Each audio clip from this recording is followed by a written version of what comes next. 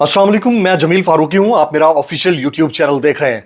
तमाम तारीफें उस ज़ात पाक के लिए जो हमारी शहरग से भी करीब है और हमारी हर आने जाने वाली सांस के बीच में होने वाली मामूली सी जुम्बिश को भी बखूबी जानता है।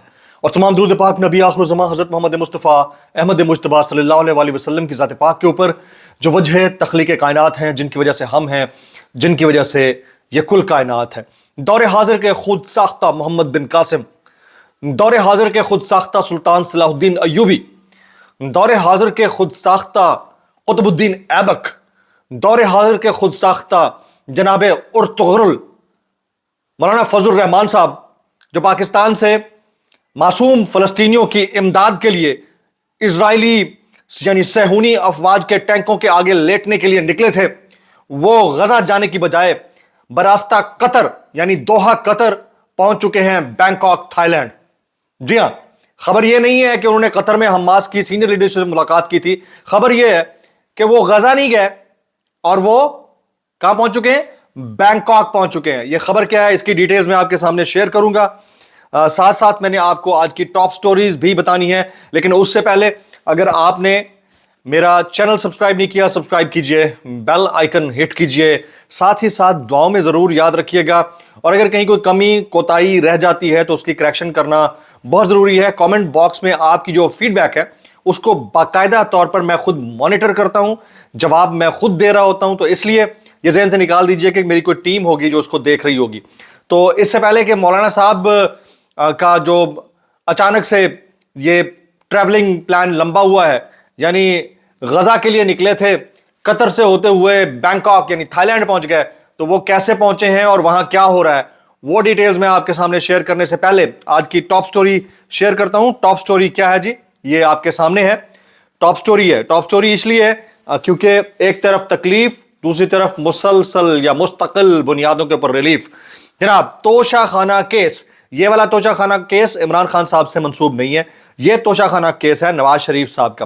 तोशा खाना केस में नवाज शरीफ साहब की जब्त शुदा जायदाद वापस करने का हुक्म जारी कर दिया गया है।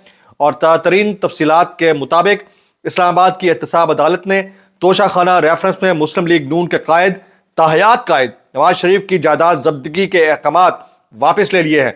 अदालत ने जब्त शुदा जायदाद और असासे वापस करने का हुक्म भी जारी कर दिया है। एक ऐसा मुल्क जहां मुजरिम को जमानत के लिए दरबदर ठोकरें खानी चाहिए, मुजरिम को फौरी रिलीफ मिल रहा है, कॉन्विक्ट है ना भाई, उसके बाद जो कुछ भी होता रहा है कानून में तब्दीलियां व्हाटएवर, एक पॉइंट पे कॉन्विक्ट थे तो मुजरिम ही कहा जाएगा। और दूसरी तरफ जिसके ऊपर इल्जाम होता है वो अगर दरख्वास्त जमानत भी देता है तो मुस्तरद होती चली जाती है। वो क्यों एक शख्स नहीं है, इसके अलावा आप देख लें एक साइकिल चोर से लेकर एक आलू या टमाटर चोर को सजा भुगतना पड़ती है इस मुल्क के अंदर। एक नॉर्मल से शख्स को सरकारी मुलाजमत के लिए खाकरोब यानी प्यून की नौकरी के लिए अप्लाई करने के लिए आपको थाने से क्लियरेंस चाहिए होती है। यहां तो थाना खुद चलकर चला जाता है जनाब मन। तो ये वाला फर्क है। हमने देख लिया कि इंसाफ होता हुआ नजर आ रहा है, बड़ी स्पीडी एंड फास्ट इंसाफ होता हुआ नजर आ रहा है। तो इसके ऊपर तो बहरहाल बात बनती है। अब जरा मैं आज आपको नई देर तक इंतजार कराता, जरा पहले थोड़ा सा बता देता हूं कि उसके बाद उसकी बहुत इंपॉर्टेंट चीजें आने लगी हैं। साले जाफर साहब ने आज से कुछ दिन पहले एक स्टोरी ब्रेक की थी। मैं स्टोरी जब देखी तो मैं शशदर रह गया, मेरी आंखें फटी की फटी रह गई कि हो क्या गया है। स्टोरी ये थी कि मौलाना फजल रहमान साहब गजा के लिए रवाना। फिर आगे तफसीलात में उन्होंने लिखा कि मौलाना फजल रहमान साहब मासूम और मजलूम फ़लस्तीनियों की मदद के लिए गजा रवाना। उनके दौरे को खुफिया रखा गया है और वो वहां जाकर निहत्ते मजलूमों की ना सिर्फ मदद करेंगे बल्कि उनके साथ खड़े होंगे। ये कोट एंड कोट जुमले थे।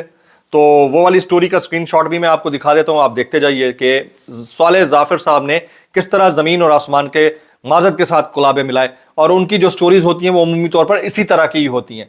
चलें, हो गया। उसके बाद हमें कुछ दिन बाद पता चला और सोशल मीडिया के ऊपर भी ये खबर ज़बान ज़द आम हुई कि मौलाना फजल रहमान साहब इस्माइल हानिया से दोहा यानी कतर के अंदर मुलाकात कर रहे हैं और उनकी टीम के लोग भी मौजूद हैं। ये खबर भी अच्छी लगी कि एटलीस्ट कोई मुस्लिम दुनिया का सियासी और मजहबी रहनुमा जाकर किसी से मिल तो रहा है। ये दिल को बहुत अच्छा लगा।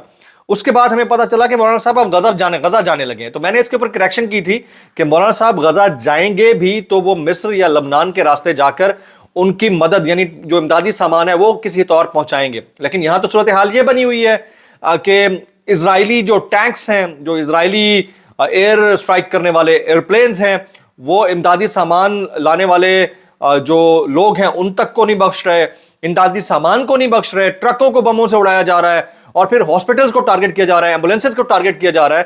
تو مولانا فضل الرحمان صاحب کیسے جائیں گے؟ تو اچانک سے پھر ایک خبر اڑتی اڑتی آ گئی کہ سننے کو آ رہا ہے کہ مولانا صاحب تو غزہ جانے کی بجائے تھائی لینڈ چلے گئے. اور میں نے کہا یار یہ جب تک کنفرم نہ ہو جائے مجھے یہ سٹوری نہیں دینی چاہیے. تو ہوا یہ کہ 92 نیوز کے پروگرام, عامر متین صاحب یہ پروگرام کرتے ہیں, میرے خیال میں مد مقابل اس پروگرام کا نام ہے.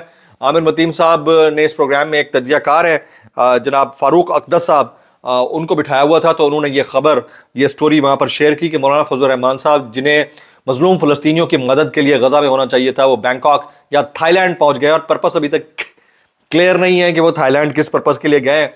اللہ خیر کرے کہ تھائی لینڈ, اب شاید ماڈرن جہاد تھائی لینڈ سے ہوا کرتے ہوں گے, تو کوئی نہیں پتا. لیکن مولانا صاحب سے قوم توقع یہ کر رہی تھی کہ وہ صہیونی افواج کے ٹینکوں کے آگے لیٹ کر مظلوم فلسطینیوں کی مدد کریں گے, اور اپنے ساتھ جو ان کے پی ڈی ایم میں اشتراکی احباب تھے سیاست کے, ان کو بھی ساتھ لے جاتے تاکہ اس قوم کا تھوڑا سا بھار کم ہوتا کچھ دن کے لیے, اور پھر ہم آپ لوگوں کے لیے پوری 25 کروڑ قوم ہاتھ اٹھا اٹھا کر دعا مانگتی کہ آپ لوگوں کے درجات اللہ بلند کرتا اس جہان میں بھی, اور آپ اگر اپنے مقصد میں پورے ہوتے, جو کہ کل مسلم امہ کے ہر شخص کا یہ مقصد ہے کہ اللہ اس کو شہادت کی زندگی جاویداں, حیات جاویداں نصیب کرے, تو وہ ہو جاتی تو کیا ہی بات تھی. لیکن وہ نہ ہو سکا, اور اب یہ عالم ہے کہ ایک تو ہے اور ایک میں ہوں, اور غم ہے, اور ادھر بینکاک اور تھائی لینڈ ہے. بس یہ والی خبر ہے. یہ میں نے کوٹ اینڈ کوٹ آپ کو سٹوری بتا دیا. سٹوری شیئر کرنے والے کون تھے؟ ایک عامر متین صاحب اور ایک فاروق اقدس صاحب تجزیہ کار. سو دے او دس سٹوری, اور اس کی بیس ان کی طرف سے ہی سامنے آئی ہے. ذرا اب آتے ہیں وائرل بیانات کی طرف. وائرل بیانات, آج کے وائرل بیانات. جی پہلا وائرل بیان آپ کے سامنے رکھتا ہوں. شام کے وقت ہم موسٹلی جو ہے وہ تجزیہ کاروں کے یا پھر رپورٹرز کے بیانات شامل کرتے ہیں. اعزاز سید صاحب کا پہلا وائرل بیان آپ کے سامنے رکھتا ہوں. جی وہ لکھتے ہیں شہباز شریف, حمزہ شہباز اور سلمان شہباز پر کرپشن کے اوپن اینڈ شٹ کیسز تھے جو ڈیل کر کے ختم کروائے گئے. شہباز شریف, حمزہ شہباز اور سلمان شہباز پر کرپشن کے اوپن اینڈ شٹ کیسز تھے جو ڈیل کر کے ختم کروائے گئے. جب شہباز شریف وزیر اعظم بننے جا رہے تھے تو ان پر فرد جرم عائد ہونے جا رہی تھی. یہ فرما رہے ہیں کون؟ اعزاز سید صاحب. تو اعزاز سید صاحب یہ فرما رہے ہیں کہ ڈیل کے ذریعے کیسز ختم کروائے گئے ہیں, اور اسی کے اوپر خواجہ سعد رفیق صاحب بار بار فرماتے آ رہے ہیں کہ ایسی تو کوئی ڈیل نہیں ہوئی ہے, نواز شریف صاحب ڈیل کے تحت نہیں آئے. تو یہ رپورٹرز ہیں, یا تو یہ رپورٹرز جھوٹ بول رہے ہیں یا پھر وہ سیاستدان جو نواز شریف صاحب کو ریپرزینٹ کر رہے ہیں. اگلا وائرل بیان, نیکسٹ وائرل بیان ہے جی صدیق جان صاحب. صدیق جان صاحب بڑا امپورٹنٹ ٹویٹ انہوں نے کیا. وہ لکھتے ہیں بلاول نے کہا کہ جب سے نون لیگ نے ووٹ کو عزت دو کا بیانیہ چھوڑا ہے ان کے ساتھ چلنا مشکل ہو گیا ہے. اس پر رانا ثناءاللہ نے رد عمل دیتے ہوئے کہا کہ یہ بات بلاول کو 16 ماہ بعد پتہ چلی ہے. یعنی رانا ثناءاللہ کہہ رہے ہیں کہ ووٹ کو عزت دو کا بیانیہ تو ہم نے مارچ اپریل 2022 میں ہی چھوڑ دیا تھا. بڑا اشرارتی قسم کا ٹویٹ ہے, اور اس میں انہوں نے رانا ثناءاللہ صاحب کو ٹارگٹ کیا ہے کہ رانا صاحب تو کنفیشن کر رہے ہیں کہ ووٹ کو عزت دو کا بیانیہ تو ہم 16 ماہ پہلے ہی چھوڑ چکے تھے, بلاول ہوں پتہ چلے آج. بڑا زبردست ٹویٹ انہوں نے کیا. چلیے آگے چلتے ہیں. عارف حمید بھٹی صاحب بیچ میں چپ کے چوکے چھکے مار رہے تھے, اب کھل کے بات کر رہے ہیں. عارف حمید بھٹی صاحب کہتے ہیں عوام اپنا فیصلہ دے چکی ہے. یہ الیکشن تحریک انصاف کا ہے. جتنے مرضی کریک ڈاؤن کر لیں, عوام کے دلوں میں تحریک انصاف اور عمران خان ہے. ہزاروں مقدمات لوگوں پر بنائے گئے, اس کے باوجود ڈٹ کر کھڑا ہے کپتان بلند حوصلے کے ساتھ عارف حمید بھٹی صاحب بہت کم بول رہے تھے گزشتہ کئی دن سے, اور اس کی وجہ صرف اور صرف پاکستان میں جو حالات اور واقعات بنے ہوئے تھے بین بول رہے تھے. لیکن اب انہوں نے کھل کر بولا ہے, اور باقاعدہ طور پر انہیں کہہ دیا ہے کہ جو بھی کریک ڈاؤنز ہو رہے ہیں اس کے باوجود خان صاحب کی مقبولیت میں کمی نہیں آ رہی ہے. اگلا وائرل بیان جی بابر اعوان صاحب کیا کہتے ہیں آپ کے سامنے رکھتے ہیں. وہ کہتے ہیں کہ جو کہانی گھڑی سے شروع ہوئی تھی وہ سائفر پر جا کر ختم ہوئی. روز نئے جھوٹ بولے جاتے ہیں. قوم عمران کے ساتھ کھڑی ہے, سارے سروے یہی بتا رہے ہیں. डॉक्टर बाबर अवान साहब पीटीआई के साबिक वफाकी वज़रा में से एक हैं। डॉक्टर बाबर अवान साहब मुल्क के मायनाज कोहना मश्क लॉयर हैं, कानूनदान हैं, आइन को बड़ा करीब से जानते हैं, और इन्होंने एक लफ्ज़ मुतारिफ करवाया था सरजमीन बे आइन, जो ज़बान ज़द आम हुआ, और अब वो ये कह रहे हैं कि झूठ पर झूठ बोला जा रहा है, लेकिन इमरान खान डट कर खड़ा हुआ है। नेक्स्ट जी चलते हैं, ये मैं इसको ट्वीट ऑफ द डे कहूँगा, अगर किसी को बुरा लगे या ना लगे। ये अहमद नूरानी साहब ने एक ट्वीट किया हुआ है गरीदा फारूकी साहिबा से मुताल्लिक। कहते हैं गरीदा फारूकी साहिबा का सर्वे बिल्कुल दुरुस्त है। वो उस सर्वे की बात कर रहे हैं जो उन्होंने अपने प्रोग्राम के लिए लोगों को डायरेक्ट भेज कर करवाया था, DHA ब्लॉक लाहौर वाला। गरीदा फारूकी साहिबा का सर्वे बिल्कुल दुरुस्त है, मुझे इससे इत्तेफाक भी है। बिल्कुल यही सूरत हाल है, PTI का नामो निशान नहीं रहा। बस अब PTI को इलेक्शन लड़ने और इंतखाबी मुहिम चलाने की इजाज़त दे दी जाए, गिरफ्तारियां बंद कर दी जाए, सियासी कारकुनों को रिहा कर दिया जाए। हार तो उन्होंने फिर ही जाना ही है। तो वैसे एक बात 100% दुरुस्त है, पते की बात है कि अगर PTI की मकबूलियत ख़त्म हो गई है तो मसला क्या है, फिर उनको लड़ने नहीं दिया जाए। और जब उन्हें खुदे लाइन लग ही जाना है और उनकी कोई पॉलिटिकल इस वक्त रूट नहीं है तो ख़त्म हो गई बात। तो इसमें डर और खौफ कौन सा कैसा है बाकी सियासी जमातों को। आगे चलते हैं जी, आगे चलते हैं। चीफ जस्टिस काजी फायज ईसा का आज इंतहाई अहम कमेंट है, रिमार्क है, ये मैं आपके सामने रखना चाहूँगा। उन्होंने कहा हम जब अपना एहतसाब नहीं करेंगे तो दूसरों का कैसे करेंगे। सारे अदालती निज़ाम को तबाह कर दिया गया, आहिस्ता आहिस्ता तमाम मामलात को बेहतर करेंगे। चीफ जस्टिस काजी फायज ईसा। ये बहुत ज़बरदस्त बात है, अगर इसको सुना जाए तो बहुत ही ज़बरदस्त बात है। लेकिन हमारे निज़ाम इंसाफ और कानून के क्या ही कहने कि जनरल रिटायर्ड परवेज़ मुशर्रफ को इस दुनिया से गुजरे हुए 1 साल से तकरीबन ज़्यादा हो चुका है, या लगभग 1 साल हो चुका है। वो मुल्क बदल रहे एक अरसे तक, लेकिन 14 साल बाद उनके ऊपर, उनके खिलाफ उनकी जो सजाए मौत हुई थी आर्टिकल 6 के तहत पेशावर कोर्ट से, उस सजाए मौत के खिलाफ जो अपीलें हैं वो आज उनकी समाअत हुई। और मुझे तो ऐसा लगता है कि जनरल रिटायर्ड परवेज़ मुशर्रफ साहब की रूह आज कोर्ट में पेश हुई होगी और कहा होगा कि अल्लाह दा वास्ता है हुण ते बख्श दो।